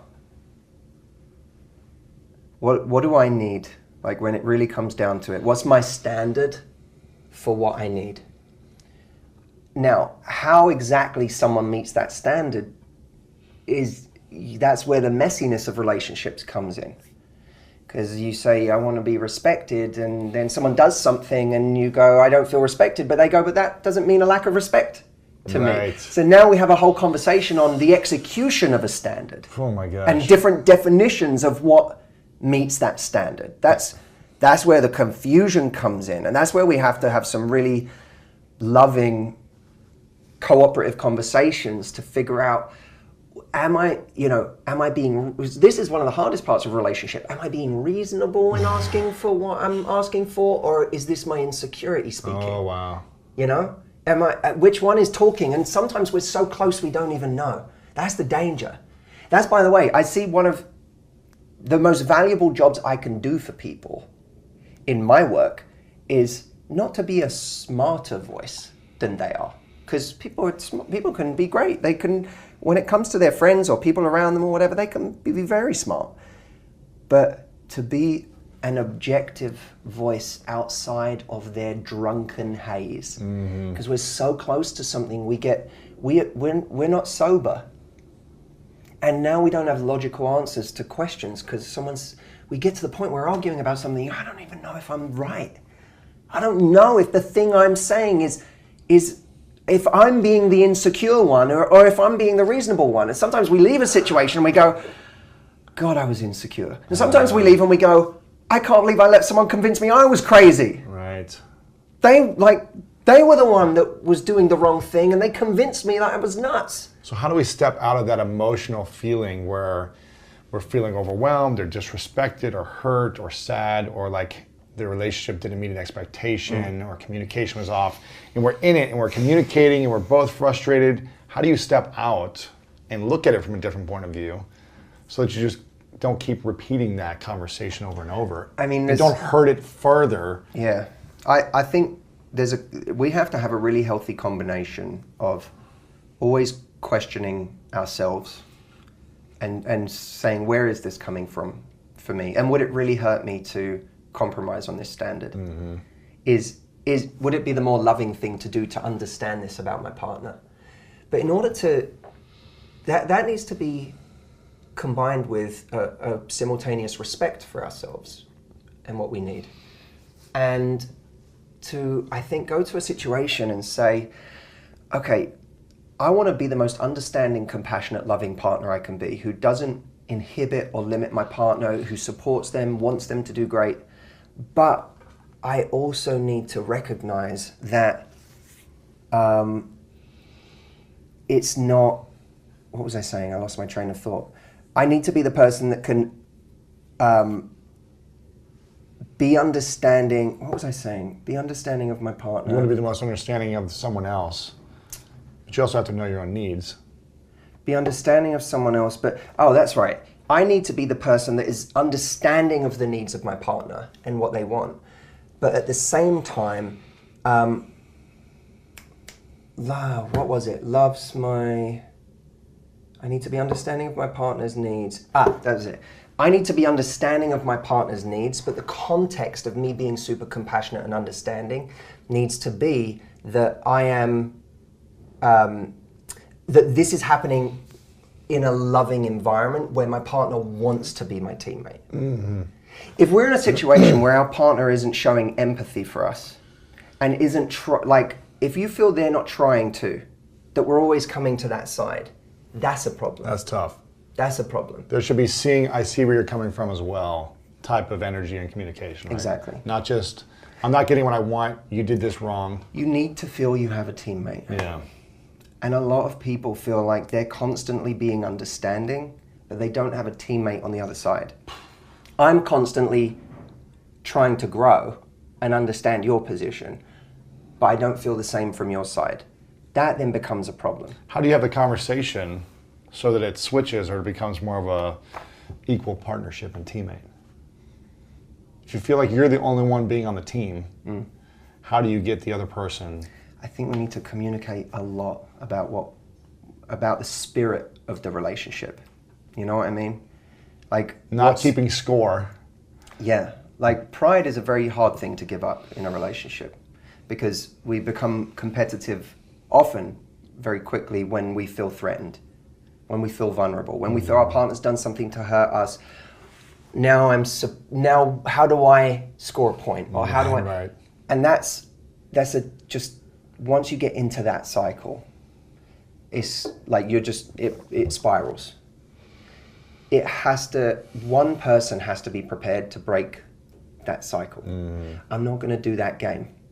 And I do believe that we have to love the way we want to be loved, and we have to constantly educate our partner on what it is to love. Not from an arrogant place, but we're all, in a sense, both partners are always educating each other.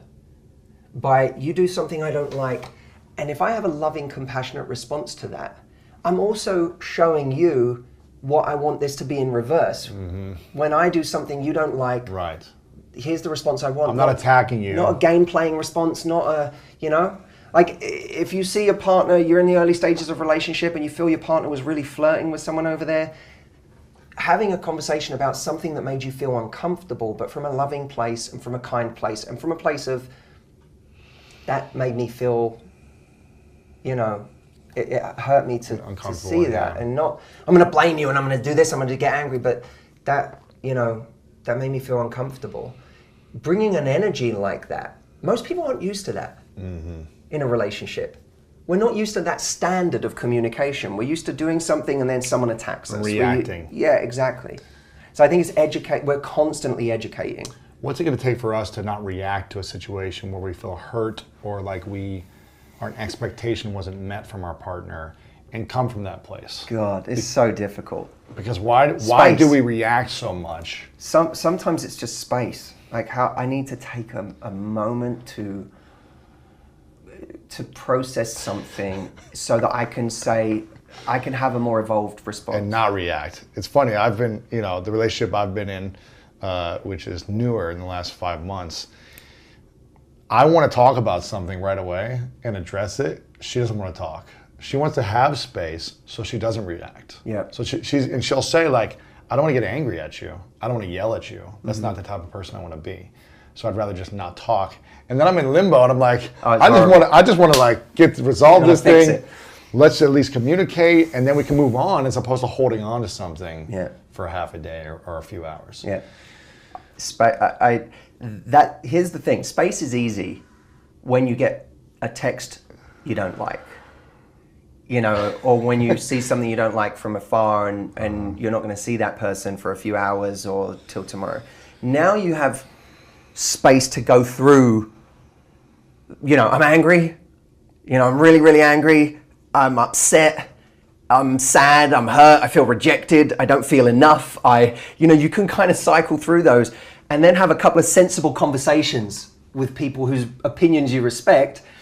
You and I have done this. And be like, it's not that big a deal, take a break. Sit down and you go, okay, this thing, I'm feeling this and I'm hurt and I'm this and I'm that and I'm that. And you have a couple of smart voices, either that come from in here. Which is hard to do. Which is very hard to get that objectivity.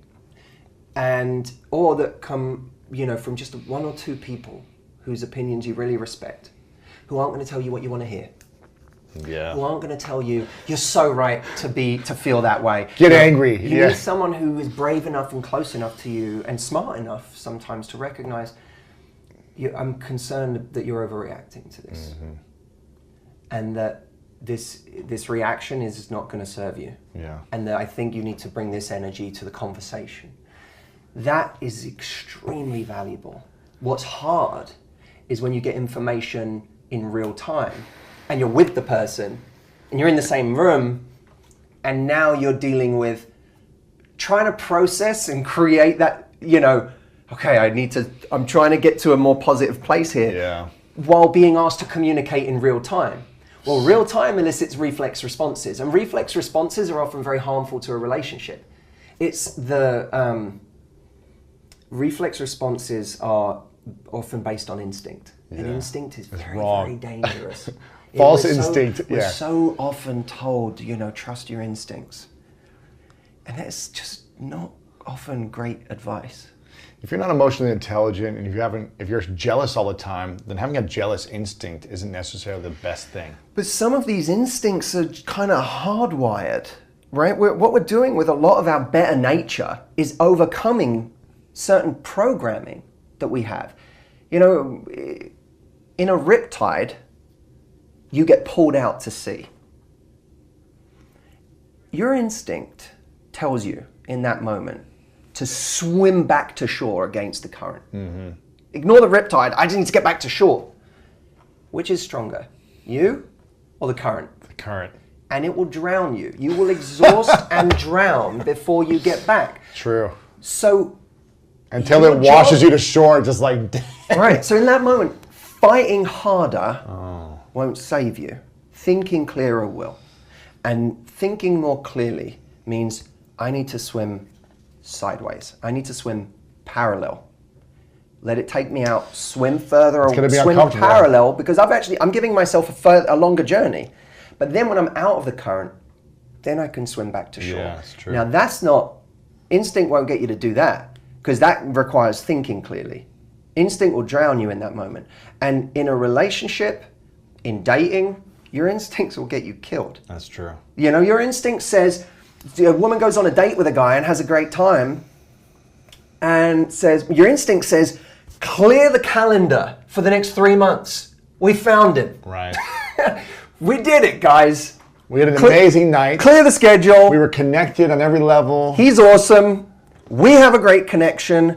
Clear the calendar. This is what we're doing now. Wow. Even if, I'm not even saying someone who hates the rest of their life. You can like your job and still be so caught up in the chemical rush of this was amazing that this is all you want to do now. Mm-hmm. Right? Well, this isn't good for what you want to happen here. What do you want to happen? Well, you want to get to know this person better, spend more time with them, invest at an organic pace based on the level of investment that's going on, right? A thing I've said for years, don't invest in someone based on how much you like them. Invest based on how much they invest in you. But people don't do that. People invest on instinct. I really like them. And my investment is proportionate to how much I like them, not how much I'm seeing there's a mutual investment. Do you think a relationship can truly thrive if one person is developing and working on themselves and processing and learning new skills and the other person is not? It's very hard, because I think growth is very important. Mm-hmm. I also think that everyone grows at different speeds and they grow differently.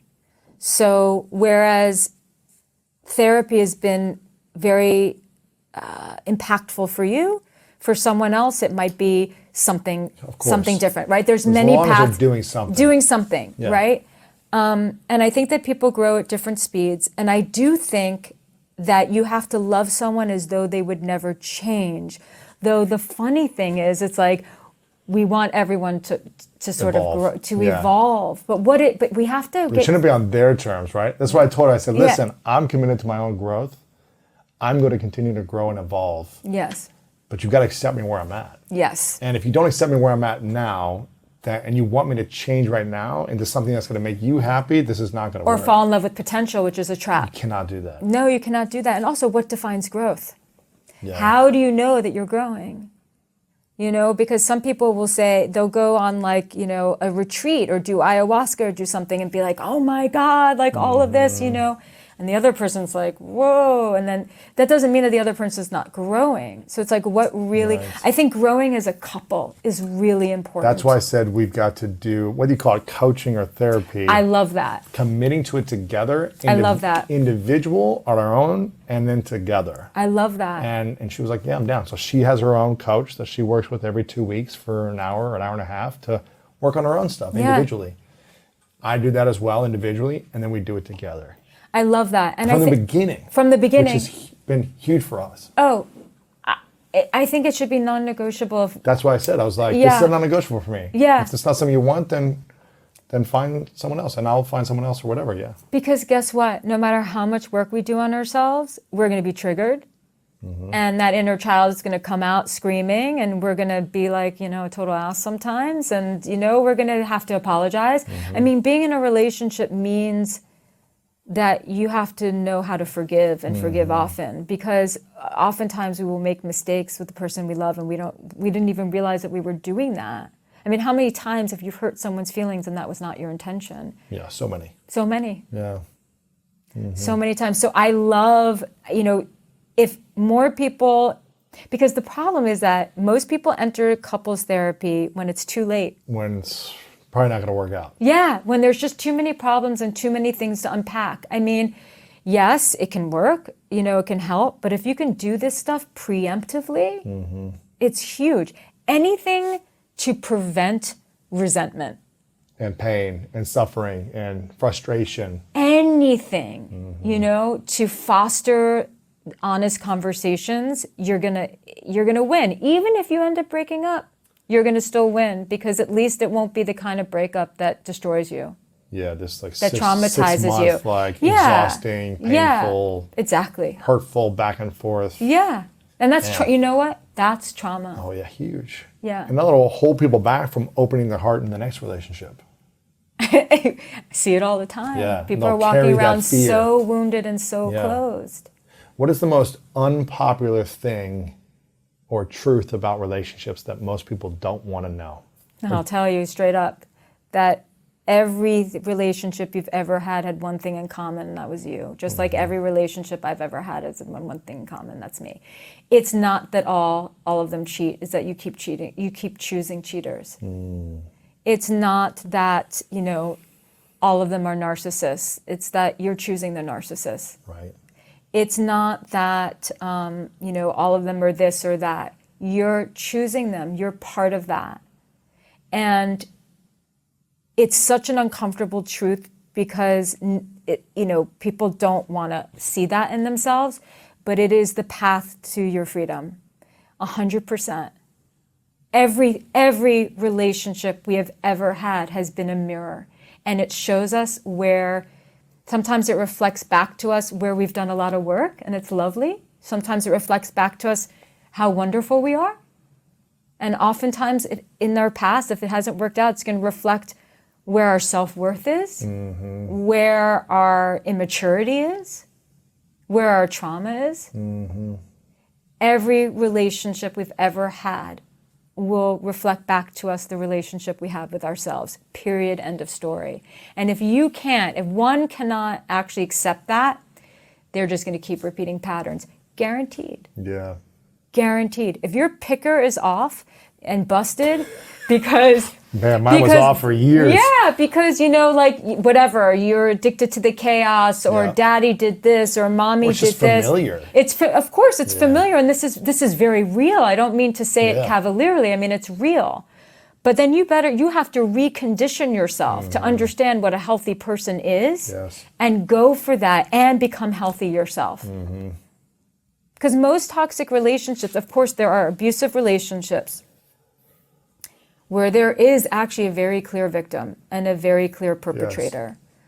But most of the time, what people refer to as toxic, which is just an overused term in the current zeitgeist, but when people refer to toxic, it's two people with consistent, because we get unregulated once in a while, that's called being human, with consistent unregulated emotional states, blaming each other for each other's pain, and not taking responsibility. You did this to me. You made me feel this way. What you did hurt me. And they're constantly unregulated. That's toxicity. Now, I was, when in my 20s, in a horrendous relationship. Talk about chemistry, because once you have chemistry with someone, you're screwed. You're screwed. You feel this chemical connection. You're like, this feeling. You're intoxicated. It's a wrap. And the thing is, if you haven't done work on yourself, you're going to have that chemical explosion with the one person who's bad for you. And oftentimes, the person who's the best in bed is the person who's the worst for you. And usually you find the sex is amazing with them because there's a danger and then there's also a familiarity. I mean, there's like a trauma bonding. Yeah, exactly. So I remember in my 20s, I was in a relationship with someone for about a year who, without question, is toxic. Like there's just... Right. You could feel it, you knew it. Everyone knows it. They're like, what are you doing with this guy? Yeah, He's treating you this way? And everyone knows it. It's a fact, right? But why did you stay then? Exactly. Where's the toxicity in me, in the low self-worth and all of that? Because the thing about being in a very unhealthy relationship is the two people really bringing out the worst in each other. Not the best, yeah. Definitely not even close to the best. To the point where that when that relationship ends, part of getting over that relationship is trying to overcome the shame that you feel for like even going there. Yeah, I was there. How long of a life did I have with this person? The time and the energy, and how could I do this? And what was I thinking? The shame, the guilt, right? Yeah, and also just some of the things that you did. That's like, how did I do that? How did I react this way? Yeah, like that boundary that I do, or like that thing that I said. Like, right. yeah. This is interesting. I ask people this sometimes. And I ask my younger self this now. I'm like, if sex was off the table, would I have stayed in certain relationships? And there's no way. Yeah. Zero chance I would have stayed after a year or 2 years of feeling like I'm abandoning myself or getting screamed at every week or whatever. I've been like, what am I doing this for? Like, yes. Why would I stay in this thing? Yes. For whatever reason, that chemical bonds you for a moment. And it's so strong. And then you're like, okay, well, let's have a few good days. And then it goes back into chaos. And you're like, let's get back to that feeling, right? 100%. But if you took that off the table, or if you just waited for as long as you could. Absolutely. I'm not saying you have to wait till marriage, but if you wait until you get to experience someone over and over and over again in lots of scenarios, and you felt safe and peaceful, then maybe, okay, you can start into that sexual interaction, but if and you can make out. Yeah, of course. I'm just talking about intercourse, right? Yeah. But if you took it off the table and you ask yourself, would I be in this if we didn't have sex for a year? Probably you wouldn't. Yes, You'd exactly. be like, if I'm not gonna have sex for a year with this person, would I put up with this behavior? Yeah, would exactly. I get screamed at? Would I be yelled at? Like, no. Exactly. I don't need this. Right? Yeah, I don't need this. Exactly. And people, they don't want to wait. And I always say, build that emotional intimacy first. Well, what if the sex is bad? You know what? You can work on it. And when you're making out with them, you know anyway. You can have some idea if there's feel a connection by making out. if there's there's chemistry from a kiss. Period. Exactly. So you don't have to go there. And I've heard this a lot lately. They're like, if someone is boring, you should run towards them, not away from them. You know what I mean? If all you know is chaos. It's chemical chaos, yes. right? You should run to. That's a safer environment. Yes. It doesn't mean he's the one or she's the one to be with for you. But start looking at people that make you feel comfortable and safe. Yes. Where you can, I tell people all the time who have that pattern of always just dating emotionally unavailable people or people that have been wrong for them. And usually what that person doesn't have the self-esteem necessary to be in a relationship with someone who is going to respect them and love them. But I tell them, just practice, go towards boring. Exactly. Go towards that person so that you can have an experience of being in the presence of someone who you could potentially date, and you can just be totally yourself. 100% yourself. Yeah. No airs, no strategizing to get someone to be more interested. Yeah, you can flirt and do all that fun stuff, but no strategizing to get someone to be more interested in you, just you. And that is, that's like revolutionary for some people. What happens when we don't show our 100% authentic selves to someone in the beginning, and we reveal that 6-12 months later? Yeah. What happens? They're really shocked. I didn't know you were like that. I had no idea, because they've fallen in love with a version that you showed them. that isn't even you. And we forget the truth. Vulnerability is the basis of friendships and indeed relationships. When you're vulnerable, you know, people love you for you. When you're sick, when you have a bad day, they always say, then you know who your friends are.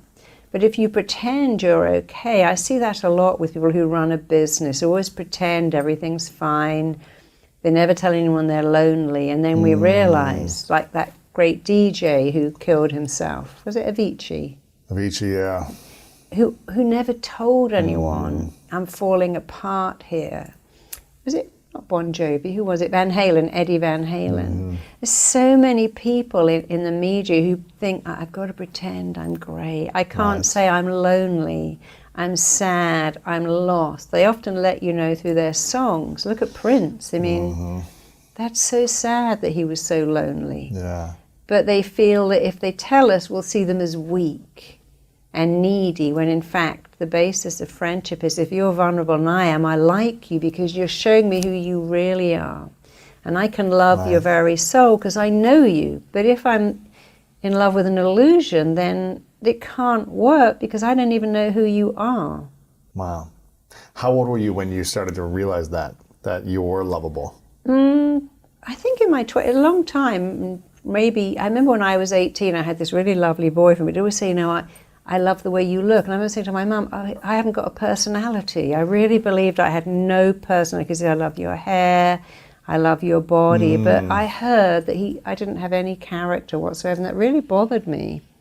So I think, you know, it's so weird because when you change so much, you can hardly recognize the person you are. Looking back, I'd say really my 20s, maybe even later than my mid-20s. It was only working with my clients over and over again and seeing what was wrong with them that I began to realize, oh, that's what's wrong with everyone. Interesting. Yeah.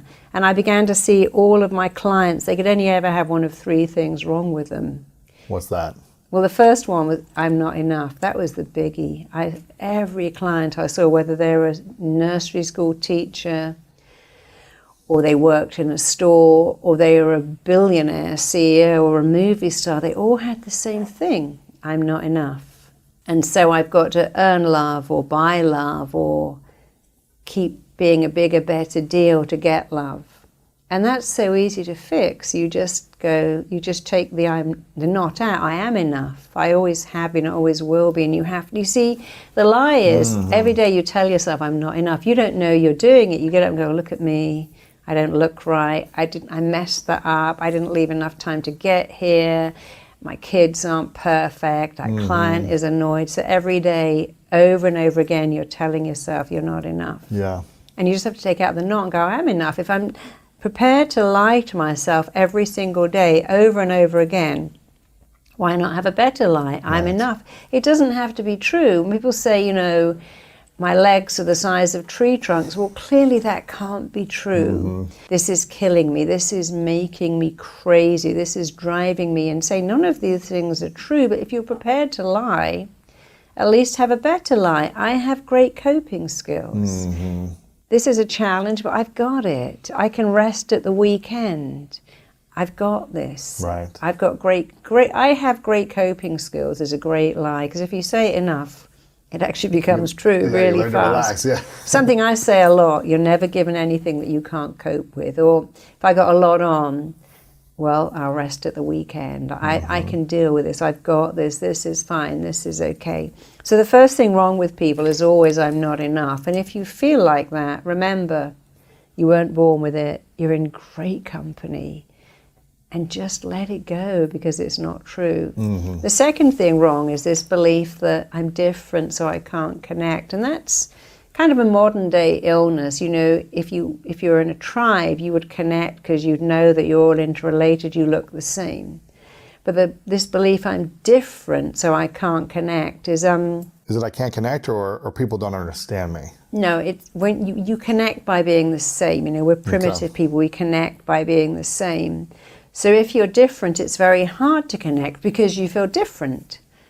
And when you feel different, you can't connect. But then you have to remember the truth. If that's your greatest fear, it's most people's greatest fear. So if you look at E.T., He connected to Elliot, but he couldn't connect, and he had to go home because he had to be with his people. So Why is that such a big fear for people?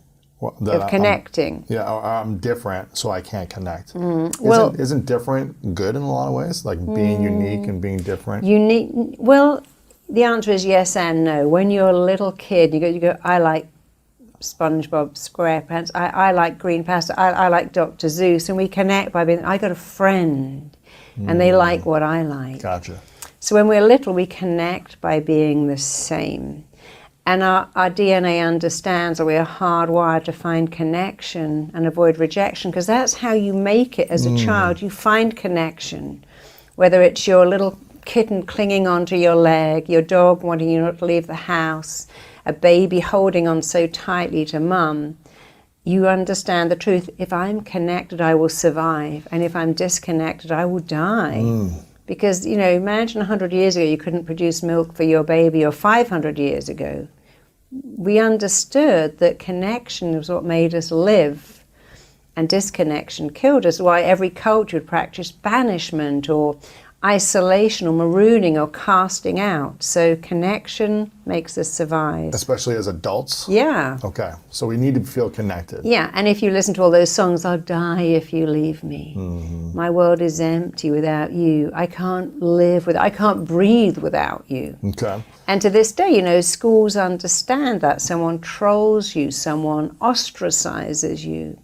Kids, you know, cut you out of the group. They don't speak to you. So our greatest fear is if I'm different, I can't connect. But if you go back to that, everyone's fear is being different. So if you have that fear, it actually means you're the same. And connection is a choice. You can connect to anyone all over the world, whatever their race, religion, creed is. The problem is that we don't see that. We still disconnect people. You know, we saw that a lot with the Boston bombers. They were so disconnected from society that turned into hatred. And it's really important at schools to look at these disconnected kids and to bring them back. You know, if you look at the whole jail system in Finland, it's all about reconnect. We don't put people in isolation and then send them back out into the world crazy and full of anger. We reconnect.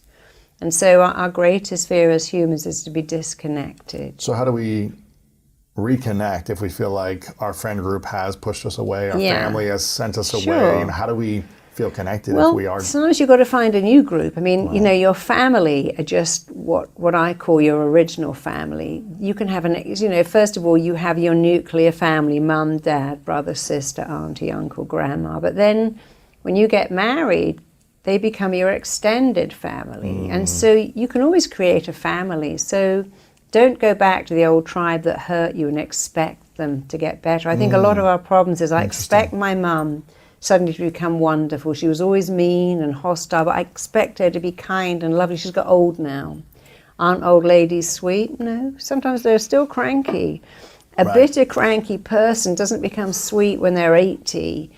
And often the belief is, I got to go back to my family and make them love me, when there's a whole world out there to love you. Right. And if people hurt you, not always intending to, and you keep going back to them expecting them to, but they can't always make it better. It's like, you know, if your family had that capacity to love you with a cup, but my capacity is an Olympic swimming pool, I can't expect that to fill me up. I can fill them up, they can't fill up me. If my parents have a shot glass capacity to give me love, and I've got the ocean capacity, how can a shot glass fill up the ocean? Can't.